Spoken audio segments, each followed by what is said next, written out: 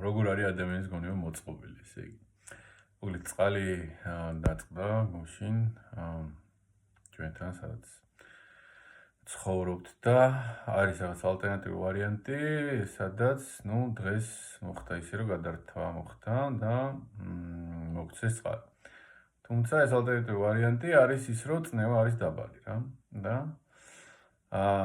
მოკლედ რამდენი ადამიანს შემხვდა და აცნობე რომ სიტყვაზე წყალი მოვიდა და შესაბამისად მათაც ნახეს ეს წყალი რომ მოვიდა.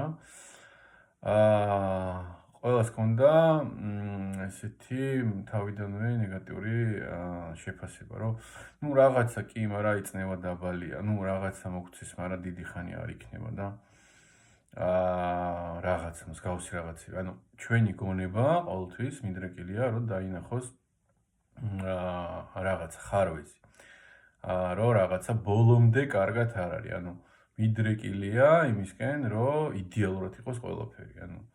იმის მაგერად რომ გავიხაროთ რეალურად რომ მოგვეცა წყალი და როგორც არის და რეალურად რაღაცა უნიტაზის ხმარება მაინც შეიძლება და სახის დაბანა და არც თლათ ესია საქმე ჩვეულებრივად მოდის წყალი.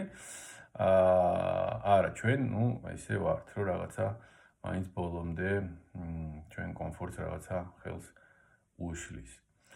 ხო, ესია რა. რას ვიზავთ? მთავარია დავაკვირდეთ, დავინახოთ ეს მომენტი და თქვათ, რაში მჭირდება, ხო?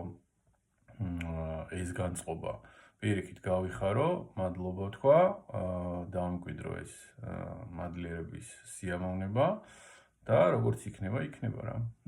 ყველაფერი კარგად არის და იქნება უკეთესად.